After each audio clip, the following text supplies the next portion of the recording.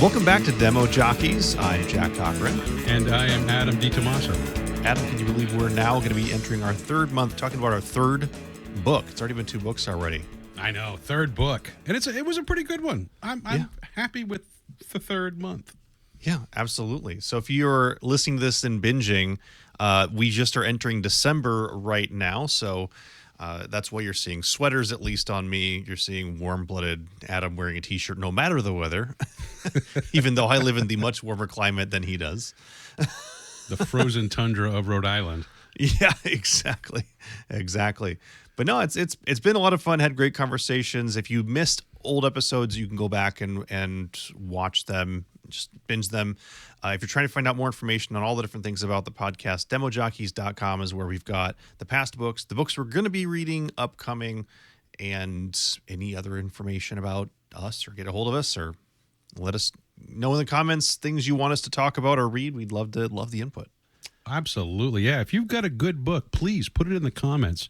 We'd be happy to check it out, and maybe we'll feature it, and maybe even you, on a future episode. We'll at least give you the shout out if you give you the tip, if nothing else. We'll appreciate that. Our book for this month is the book Range by David Epstein. Fantastic book it's called Why Generalists Triumph in a Specialized World. This book, spoilers, has absolutely changed a lot of the ways I think about my career. It's not a career book. It's not a sales book. But my goodness, does it have great implications to what we do in pre-sales. It's a life book. It really is. It gives you know what I got out of it when I first really started getting into it, and that was the way the book sets up is the story and then the lesson within the story. I really like that combination. Yeah. It's fun to read a book that's getting you engrossed in stories. That's really all this book is just various stories that kind of ties back to a point. That kind of tells the story of the most, like 80% story, 20% telling you why it told you that story. But you guess about halfway through the story why you're being told the story. You're like, I see what we're doing here. Yes. And so it's very impactful. I think there's actually a good lesson in storytelling in the way that this book is telling its stories, Adam. Don't you think? Oh, I would agree. It's funny, going back on our previous books and thinking about that. Yeah, it's using the story to provide a relative example and allowing the reader to actually picture themselves in that particular situation. The stories are generalized enough that we can all relate to them, but yet specific enough to a certain person that the example becomes intriguing, if that makes sense. Yeah, I agree. I agree with that. So we'll talk about that book shortly. For those of you who like to read ahead and get ahead of the next book, though, this is going to be our book for January, The 6 Habits of Highly Effective Sales Engineers by Chris White. Great book, getting back to an actual book on pre-sales. So we'll be doing that. So there'll be a link in the description, or you can find it on Amazon, I'm sure. We'll also link to it on our site if you want to go buy it. Read it, get ahead of it, keep up with the podcast, keep up with the show. It's kind of a book club after all. So get ready for January. You got the time between Christmas and New Year's to read a few book chapters. Yeah, absolutely. And you don't want to be that person showing up to the book club not having read the book. But I won't tell if you show up to the podcast not having read the book, but please, if you're listening, read the book. You're going to get a lot more out of it if you read the book for sure. But anyway. So Adam, Range, Why Generalists Triumph in a Specialized World. What's this book about? Give me the synopsis. What's this book about? Well, I think this book is about really the idea of being able to succeed in an area where you don't think you have the right to succeed in it or the capability to succeed in it. That's how I felt when this book made me feel like it gave me it gave me the idea that I could expand my career into different directions that may be more personable than professional. Yeah. It gets into the concept that we've all heard the story of, everyone's probably actually heard this saying, in order to become an expert at something, you have to spend 10,000 hours doing it. Right. And then it cites Tiger Woods, and it cites grandmaster chess people, I don't even know what people, the chess people who spend 10,000 hours becoming a master at chess and say, well, see, that's the proof right there that in order to become good at something, you have to spend all your time doing only this one thing. The point that David makes very early and then expands upon throughout the whole book is the world isn't like golf or chess. It's much more chaotic than the structure you would receive from the repeated patterns you get in golf and chess and other things like that. It's much more wild, and it requires more of a broad, general set of skills than a really narrowly focused set of skills. In fact, going so far as to say you're better off being a generalist than a specialist if you want to succeed in most things in life. I agree. I mean, that's a great comment. And what I got out of that personally was vindication. I consider myself a generalist in a lot of things. I mean, within my own area of expertise in technology, I am still considered a generalist because I never focused on one particular platform. I was never a coder. I never sat down and I wrote code. I wrote JavaScript. That's what I do. That's what I'm good at. That's not what I do. That's not what I'm good at. But I can write a couple of little things that do what I need to do, or at least give the idea to the specialist or to the gen that can then execute what I want and fill my generalist need, because I'm thinking of the project more holistically. Now, what also, from a personal standpoint, when I say vindication, it's interesting. I grew up with a father who was a generalist. He complete generalist in his job. And what he did was he ran a post office. He was a postmaster. And when you're a postmaster, you have to be part accountant, part mechanic, part mail sorter. You have to be able to do customer service, but you have to be able to do X, Y, and Z and all these things. So he was a generalist in every aspect of his role. In his personal life, he did generalist hobbies, but yet he was so focused on making sure that we were all specialists. My brother Matt was a specialist in education. My brother Tom was a specialist as a soldier. My sister is a specialist in nurse, and actually she's a specialist within that specialized field. Yeah, so, that's how it goes, right? Yeah. Right. And I was lucky enough that, I was the black sheep in the family I didn't really necessarily find my way, and like, I'm going to major in this. I didn't necessarily know what I wanted to do at 18, and I kind of fell into my career almost in my 30s. So, but yet, from a success standpoint, I feel I've certainly been on par with my brothers and sister, just where they are being that generalist. Yeah. No, I feel the same thing as well. Like I could never pick what I wanted to do. I think I changed my degree in college like 5 or 6 times and it landed on theater arts because I just had run out of time to keep changing. But even then, I mean, nothing I was doing was necessarily all that, like something that I'm going, ooh, I couldn't find something where I'm like, I want to spend my entire life doing only this one thing, right? Because that's not me. I couldn't possibly, I can't even do one hobby for more than like 3 years before I need to change my hobby. Much less a career, because I just enjoy changing and doing different things. And for the longest time, I felt like that's causing a detriment in my career, even though I've been successful. So have I been successful because I've been lucky, which was kind of, I don't know about you. I felt like maybe I've been successful in spite of myself, right? Up until recently. I thought, well, I just circumstances, not considering that, as I've been doing now, potentially the breadth of experience that I've been getting from the different jobs I've had, from the different industries I've been a part of, has led me to be great at the job I have right now, which is what I'm starting to feel, especially after reading the book. I want to kind of dig into that a little bit. You just said something that kind of, I don't know. When I hear you say, was I lucky? I kind of don't believe in luck. And one of the things that I took from this book and in all the stories I've read is one particular one when we talk about a certain chapter later, is you were at the right place at the right time with the right generalist skill set to be able to take advantage of the situation you were in. Some people may, that's luck, Adam. No, well, luck is going to the casino and hitting $800 on a slot on 3 quarters. That's luck. Yeah, that's luck, right? Yeah, but no, I see what you're saying. So like, it actually takes skill to be in the right place at the right time. Yes, that's what you're saying. There is some unless if what you're saying is I was in the right place at the right time to be like, here's $1 million briefcase that I'm handing the next person that I see. Like, not that kind. I think you're meaning more of the work I did to position myself in the various pieces of my job to the point where when the job was available, I was the obvious person to get it. Right place, right time. Yes, but you put yourself in that position to be there. If that makes exactly. sense. Yeah, no, I'm following you. And I think you're right, because as I've looked back in my career, there's a lot of stuff where I would previously have called myself just lucky to get to where I've gotten, where I'm going, no, none of the experiences that I had were non-contributing to who I am as a professional now. Right. Everything I've done, even the things that seem very vastly different from what I'm doing now, has influenced how I approach people, how I approach customer service, how I approach communicating with people, how I approach anything. None of that is wasted. In fact, if I had been just in sales my whole career, I'd be missing out on the stuff that I did before I was in sales.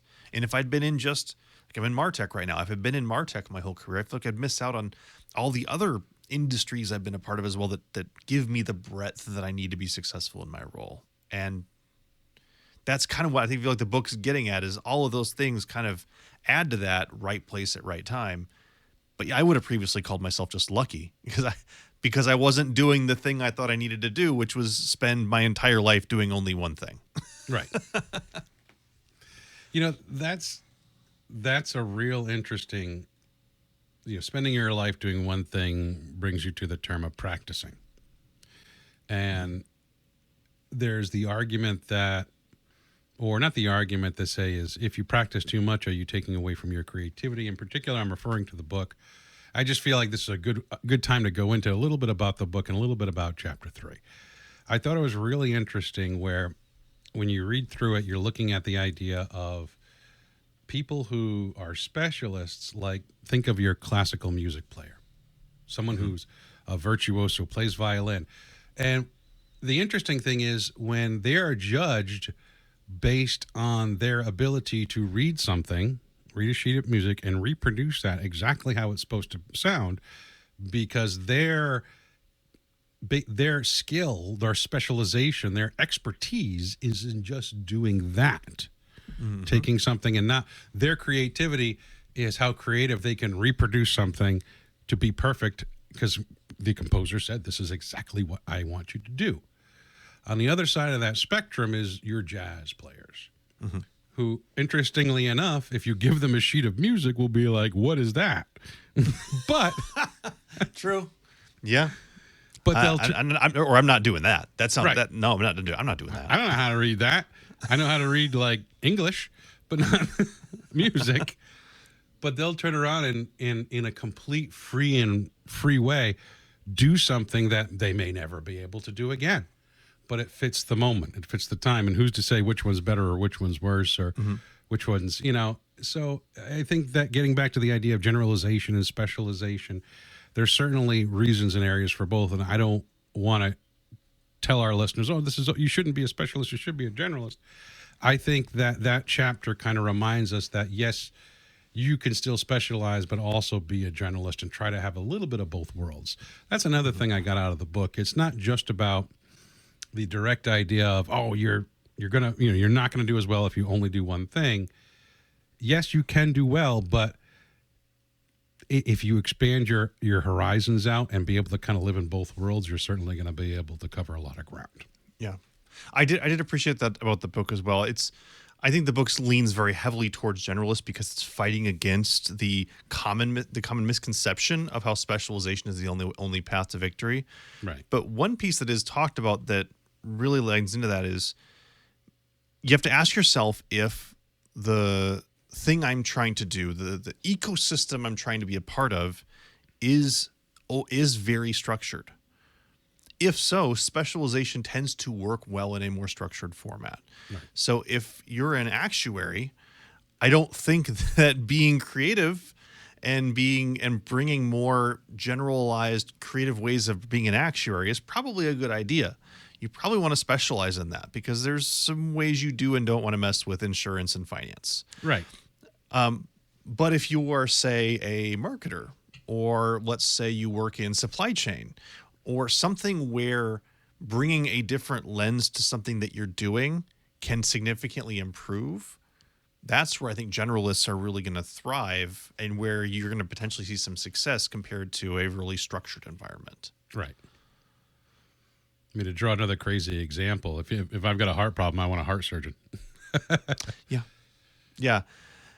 Yeah. But even then, let's talk about sort of the doctors. You mentioned this with your sister who's a nurse. Yep. That the book actually gets into this a little bit too, that there's a good and bad with specialists and generalists in the field, in the medical field, because what you want, if you're getting heart surgery, you want someone who is specialized on exactly how that surgery is supposed to go. Kind of your classical musician, like don't improvise when you're going in there and doing surgery. Do the thing and get out, please. Right. Like, Exactly could like we told you to do it. Do it exactly the way you're supposed to. Let's not get creative here. If you've got a disease that doesn't look like normal, I really don't in that case want a specialist. I want a doctor who's got has had the most breadth in their medical expertise, who can draw from all the things that they've seen to figure out what's wrong with me. The book actually talks about this, that the medical field actually is suffering from over specialization and that people have a hard time drawing the conclusions they would otherwise see because they've gotten too focused and too specialized. Right. They're only looking at one potential root of the problem. Right. And I feel like, I don't know about you, but as I look at my job and I look at the roles that I've had, or I can put it this way, there have been times when I've been in my job for a long time and you feel like you're doing great and everyone around you feels like we're all walking the same path. Then you hire someone new to come in that's smart, that's bright, and they ask a question about a way you've been doing something, not in a mean way, but just in a, why do you do it like that? And you go, I don't know. We've never considered not doing it that way. Everyone You're thought it was a instantly good going, idea. yeah, you're sitting there going, well, we just became so specialized in our way of doing business that we hadn't considered the other experiences that this new person's bringing in. Right. I think it's important to make sure you're not overly specializing in your job, either in how you do things and your processes and how you communicate, how you go to market, whatever it is that you do, especially in sales, how you go to market. Is this the right thing to do? And getting that outside perspective, getting someone who's not just exactly like you. I've seen incredible benefit from kind of bringing the generalist to the table, so to speak. Oh, yeah. I mean, the generalist will offer a broader view of the problem. And it's funny. I think about this with my recent activity. You know, I've made not necessarily the switch, but I've gone from pre-sales to post-sales. I'm in kind of a post-sales consulting type of role right now. And it's interesting. I had the perception for a long time in my career, up until about a year ago, that post-sales was very specialist, was full of specialists, was only specialists, and that's what they did. But I could not have been more wrong. And I learned a lot recently in a particular deal I was working where I was like, oh, wait a minute, my documentation skills are going to be important here. I have to write good documentation. My discovery skills are important because I've got to figure out the root of the problem and do a root cause analysis. My technical chops better be good because I got to go do. And I just noticed that I started going about, if you could imagine a scale, like a 10-inch scale, like 10 inches, whatever, one being the beginning, I was hitting threes on multiple areas and being very successful because when I needed to really go deep in certain topics like building a web schema or building a new data layer, I was able to rely on the specialist to help execute that. Yeah. Oh, that's a good point. And I feel like that's the role post-sales, that's the same in pre-sales, right? We have to, Right. There's always someone I feel like at the company who's going to know more than the pre-sales person about a very specific piece of your product, whatever you're selling or whatever service you're offering. There's going to be a better expert if you need that deep expert. But you need to have a very, not shallow, but you need to understand the breadth of the offering completely more than any specific feature as a pre-sales person even. Right. And certainly you have to know the breadth of that feature, but you're not going to be deploying that feature either. That's very true.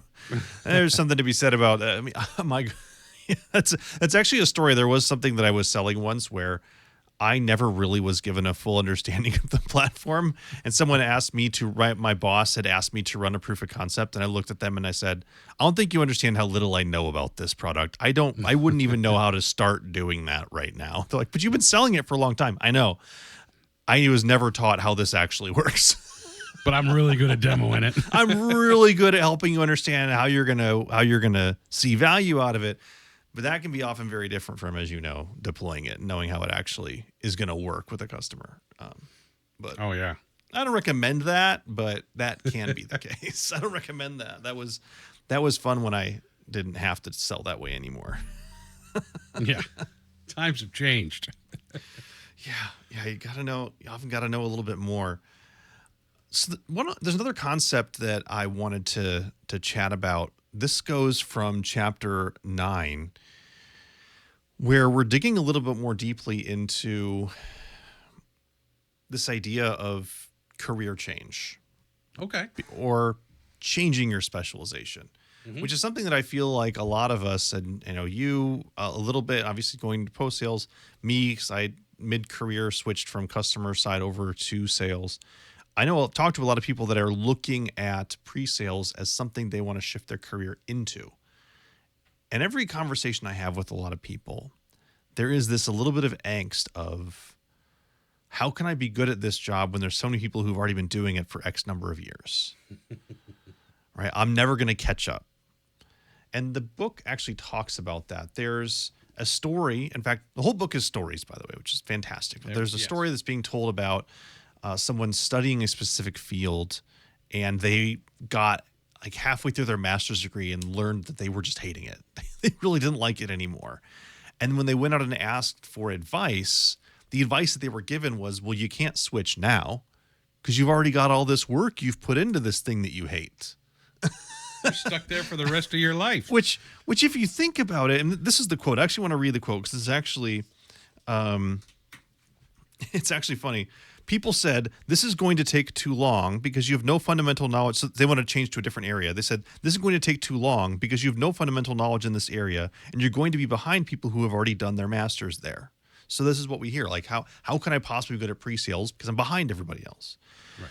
So to clarify, this is then the author saying, the advice she received was to stick in an area she knew she didn't like because she had already started, even though she wasn't even that far in. It is the sunk cost fallacy embodied. And for me, I couldn't agree more. While at the same time, I sat there going, oh my gosh, I feel like this has been my career up to this point where I felt like I can never make a change because I'm already this far in and I'm going to be behind if I change anything. Yes. Like, am I too old to make that change and actually put a different direction onto my career? Oh my gosh. I mean, the number one question that my teenage daughter has been asking me over the past 5 years is it too late, ... Which is funny because you think about a teenager, you're still at the very beginning of your life. Is it too late? I feel I've not, I haven't started learning how to code. If I want to get into coding, is it too late? I'm like, she asked me this question when she was 14, and I'm going, no, no, it's not too late to start learning how to code. Because the honest truth is, like, I'm over 40. I could decide I wanted to get into coding, go learn it, switch careers, and start doing it. And I feel, and what I've learned through reading the book is that, I'd be bringing into my coding experience the stuff I've learned over the past 10 years in sales, and in the time before that, in being on the customer side, doing all kinds of project work and project management and consulting. That would make me a better coder, right? I'd be a really unique coder. In fact, I could probably charge a premium because I'd be this really unique, because you weird can do strategy coder. too. You can do all these cool things. I wouldn't have the specialization of someone who's been coding for the past 40 years, but in fact, someone who's been coding the last 40 years probably still doing COBOL. So I don't know. If they haven't changed, they might not be that relevant. But I took a class in that. But I do feel like, of course you did. But I do feel like I'd be able to be unique in my field because of the experiences that I've got outside of the field that I could demand a premium for. I agree with you. It's funny. I have to give this book to my wife because I need her to read it. Because I just had a realization. It's funny. Recently, my wife and I were talking. She has a very high pressure, high stress job, and like she's a nursing supervisor, and basically she's in charge of 5 guys that are armed. That's her little. I like to call them her posse because they're the security team for the hospital. She's in charge of everything that you can imagine in a hospital. If something goes wrong, they go to her. She's also a certified disaster environment. I can't remember the acronym, but if bad things happen, they call her along with police and fire. Yeah, that's what she does. Like, That's I do not want that job. Oh, I know. And she thrives on it. I'm glad there are people that do. Yeah, me too, Just Jack. say that. I brought her lunch one day, and armed guards like walking up to me. What are you doing here on a Sunday at 7:00? I'm like, I got a lunch for my wife. And she had to come down. She's like, he's with me. And she's yelling at him and taking me down these stairwells and into places and hospitals you didn't know existed. And she gets a phone call, and the tone of her voice changed instantly to this authoritative tone. I'll be there with this cart XYZ, blah, blah, blah, blah, blah, blah. I'm like, I got to go. Follow the hall to the left, to the right, and go up. Oh, God, I hope I don't get lost. So I gave her lunch, and but the whole point of that story is our favorite show is Hell's Kitchen. Oh, and yeah, my it's wife, a great show. Oh, great show. She looks over at me and goes, no one on that show knows what stress is. And she looks at like oh my God, they didn't get a steak right. They're not going to die because someone got a steak wrong. And I laugh. I play it up. But the point of this story is she's thinking of making a career change. She's been doing healthcare and first responder healthcare for 25 years, starting out doing EMS stuff all the way up to running hospitals. Well, she's thinking about going back to culinary school because they want her to go get her master's and all this stuff. She's like, I'd rather go to culinary school. And then I want to be on Hell's Kitchen. And she, and I'm like, oh my God, yes, do it. Go to culinary school. Like, why not? And imagine the expertise she'd be able to bring of the rigor and like very unique skill set that most people just starting out of, high school into culinary school would have no concept of discipline that she would have. Oh no. Gosh. Or the stress and pressure. Like a stressful day for her is when like 3 people come in with a horrific accident, like horrible stuff. Rolls off, whatever. Get it done. Got to get it done. I think if there's one group of people who could handle the stress of a kitchen, it's people who've handled a hospital. Yeah. I look at myself knowing I would crumple. I would just crumble and die in about 5 minutes in a kitchen. Oh, yeah. But yeah, no, I think it's stressful though to switch careers, but I do feel like we should start taking the stigma out of a career change. Yes. Because you're not abandoning what you've done, which is what we've all felt like and been told over. When you switch careers, you're just abandoning all that progress, which is certainly what I felt moving into sales until much later I realized, oh, that's actually becoming an asset. You're not abandoning what you've done before. You're bringing that with you as these are the bag of tricks that I've got. There's going to be some things in here which can be better than the tool you're going to tell me to use anyways. Right. And it's going to be fantastic. Yeah. No, that's absolutely very true. Yeah. All right. I love it. No, well, yeah, buy her a copy of the book. Do not give it to her for Christmas. I've learned that giving unsolicited books for Christmas can often not lead well. The funny thing is my wife's birthday is in a couple of days, and I'm staring at the book that I'm actually giving her. It's a cook. Well, it's a cookbook. I mean, if you know it's a book they're going to want versus saying, here's a gift, here's a book I want you to read. Okay. I've received a couple of those books over the years, not from anyone I'm related to or anyone who'd even know to listen to the show, and where I'm like, great. I don't read this genre, and I've never shown interest in this. But you open the book, and they start talking to you about how the book changed their life, and you're like, oh, it's one of these gifts. God. Okay. Funny thing, once one of my buddies, Hollis, gave me a book. It was One Flew Over the Cuckoo's Nest, and I said, what does that say? Mm-hmm. Yeah, that's an interesting book to receive as a gift. 1984, can throw that in there. Yeah. Give me a Lord of the Rings. I'd be happy. I mean, just there's you have to know the person, right? You have to know the person. Right. I think giving a cookbook to someone who's considering culinary school, there you go, right? Before we go, though, Adam, I do want to take a quick stop in the demo zone. So what have you got for us today in the demo zone? The demo zone. So yeah, what we're going to talk about today is a real simple idea, and it's a lesson I've learned very recently, or relearned, I like to say, and that is patience. Patience. You have to really, and why is that important in a pre-sales perspective? Well, or in really any type of sales perspective. There's going to be situations when you're working with clients where, I'll give you an example, they're going to ask the same question about 8 times. And they're going to ask that same question 8 different ways because they're trying to get to a particular answer, or they want you to answer in a certain way that will satisfy a requirement or a thought that they're having. That's where you have to use your patience, because you can get frustrated, particularly if these are repeat questions, and even from a post-sales perspective, just general customer interactions, that you can provide answers that will not be consumed and then asked about again. And then you can provide those answers again and they can be consumed, then not be consumed. Then you have to provide them again. And on the third time, they may actually even finally get consumed. And that person may, well, why didn't you tell me this earlier? That's when you got to have your patience. A little bit of patience. Yeah. So really, I mean, this is more of a simple one or just a basic idea, but I think it's something important that every SC knows is know what frustrates you and learn how to have patience around those particular situations. And the reason why is because the more you can control your emotion, the better your response will be in that scenario. Yeah, that's great. I appreciate it. Definitely something to keep in mind as I've certainly had those frustrating clients as well. So thank you, Adam, for that trip to the demo zone. Reminder, if you want to get ahead for next month, pick up 6 Habits of Highly Effective Sales Engineers by Chris White for next month. But between now and then, pick up Range, read it, and we'll see you guys next week. See you next time. Bye.